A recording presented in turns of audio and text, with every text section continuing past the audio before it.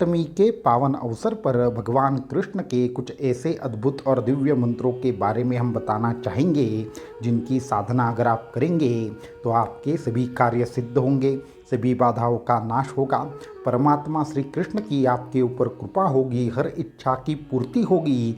ये जो साधना है, ये जो उपासना है, वो कोई भी स्त्री, पुरुष, महिला या फिर छोटे बालक भी कर सकते हैं। तो ऐसी दिव्य उपासना के बारे में हम आज आपको बताना चाहेंगे। तो कल का जो हमारा वीडियो था उसमें हमने विस्तार से दिया है कि किस तरीके से जन्माष्टमी के पावन अवसर पर साधना करने का महत्व क्या है, किस तरीके से आपके ऊपर परमात्मा की कृपा होती है। तो अगर कल का वीडियो आपने नहीं देखा तो हमारे चैनल पर जाकर जरूर देखें। अभी महत्वपूर्ण ये है कि ये जो अष्टमी है, ये जो बालकृष्ण का जन्म उत्सव है, यहाँ पे आपको विशेष लाभ की प्राप्ति के लिए साधना करनी है। साधना करने के लिए भगवान श्री कृष्ण का वो दिव्य मंत्र जो हमने कल बताया था वो है ओम नमो भगवते वासुदेवाय। तो ओम नमो भगवते वासुदेवाय इस मंत्र के माध्यम से या कृष्णाय वासुदेवाय इस मंत्र के माध्यम से कैसे साधना करनी है, इसके लाभ क्या है, विधि क्या है, ये सभी प्रकार की बातें विस्तार से बताएंगे। तो अगर आपको कार्य सिद्धि करनी है, कोई कार्य रुका फंसा है या आपके कार्य में बार बार विघ्न आ रहे हैं या कोई इच्छा पूर्ण नहीं हो रही, तो इन तीन में से किसी का भी संकल्प करके आप क्या कर सकते हैं, ये साधना कर सकते हैं। आपके घर में कर्ज हो, कोई पैसा आने वाला हो लेकिन रुका हुआ हो, कोई कार्य में बार बार विघ्न उत्पन्न हो रहा हो, उसकी एक तरीके से समाप्ति ना हो रही हो, तो आपको ये विधि करनी है।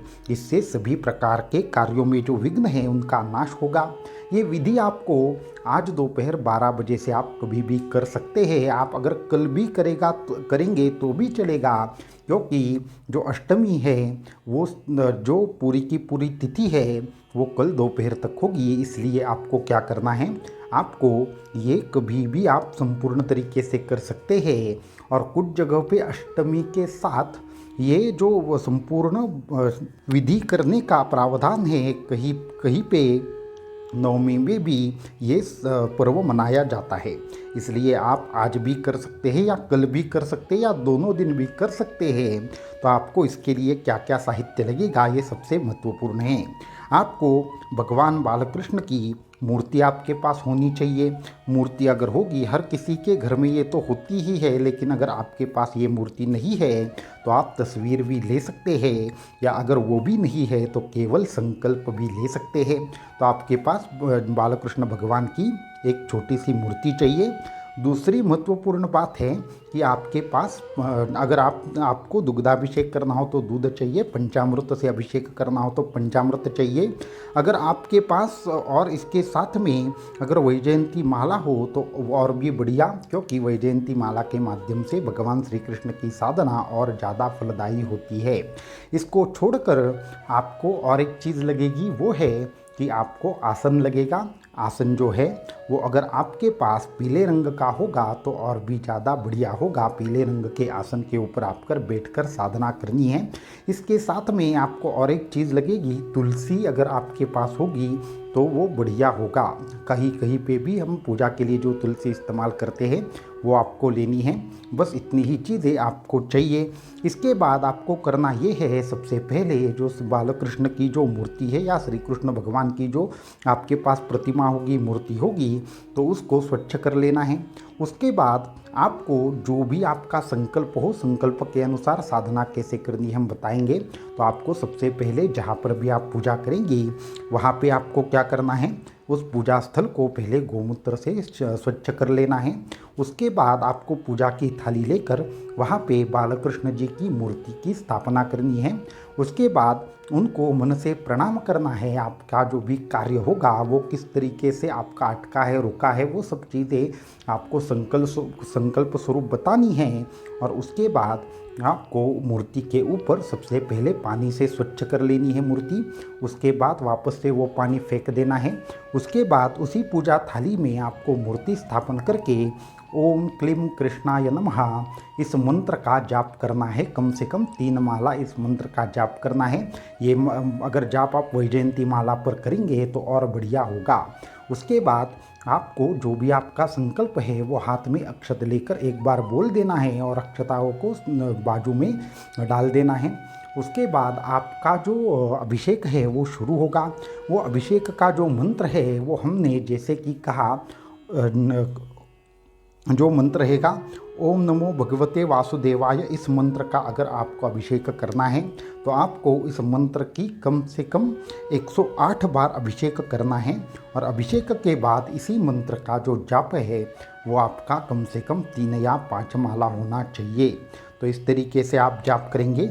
या फिर आपको बहुत ज़्यादा कर्ज की समस्या है तो कर्ज की समस्या के लिए करना ये है कि भगवान को थोड़ी सी जो लवंग है वो लवंग आपको पंचामृत में डाल देनी है।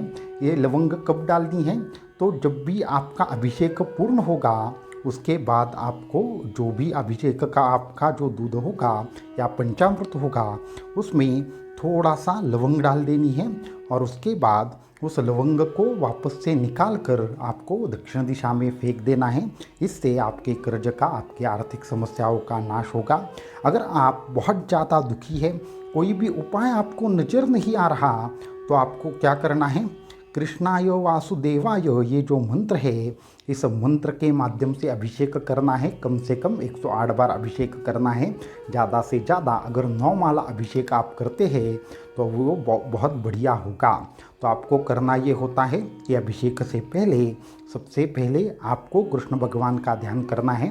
उनको संपूर्णतः शरण जाकर ये जो अभिषेक है साक्षात आप उनके चरणों पर कर रहे हैं, जो कृष्ण भगवान हैं उनके ऊपर ये अभिषेक कर रहे हैं। ये कामना करके अगर आप अभिषेक करते हैं तो आपकी सभी प्रकार से कामनाओं की सिद्धि होती है। सभी प्रकार से जो भी आपके संकल्प है उनकी सिद्धि होती है। खास करके आर्थिक समस्या निवारण हो या फिर रुके फंसे काम हो तो उसके लिए ओम नमो भगवते वासुदेवाय मंत्र की एक तरीके से चमत्कारिक तरीके से ये शक्ति आपके लिए कार्य करती है। और जो लोग बहुत दुखी है, जिनको आगे का रास्ता बिल्कुल भी नज़र नहीं आ रहा, उन्होंने कृष्णाय वासुदेवाय जो मंत्र है उस मंत्र की माध्यम से साधना करनी है। तो ये दोनों साधनाएं 12 से 1 के बीच में करें या 12 के बाद आप कल दोपहर 12 बजे तक कभी भी करें, आपको विशेष फल की प्राप्ति होगी।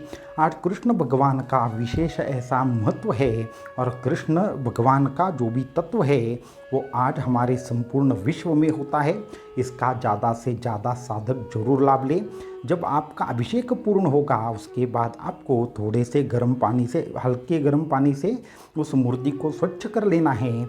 उसको वापस से आपके पूजा स्थल पर रख देना है। और जहाँ पे भी मूर्ति रखेंगे वहाँ पे जो भी आपका जो पंचामृत है उसका प्रसाद जरूर वहाँ पे रख देना है, क्योंकि भगवान श्री कृष्ण जी को मीठा बहुत ज़्यादा पसंद है। इसकी वजह से कुछ भी मीठा करके आप क्या करें, उनको नैवेद्य जरूर दिखाएं। और उसके बाद जो भी आपका अभिषेक का ये जो पंचामृत हो या दुग्ध हो तो उसकी मिठाई बनाकर जरूर खाएं। इससे आपके सभी प्रकार के कार्य सिद्ध होंगे। तो इस तरीके से आप साधना करें। सभी साधक ज़्यादा से ज़्यादा साधना करें। जिनको अभिषेक मुमकिन ना हो वो ऐसे ही साधना करें। तो ये महत्वपूर्ण साधना है। आपका जो अनुभव है हमें डिस्क्रिप्शन में बताएं या फिर डिस्क्रिप्शन में लिखे व्हाट्सएप नंबर पर बताएं। अवधूत चिंतन श्री गुरुदेव दत्त।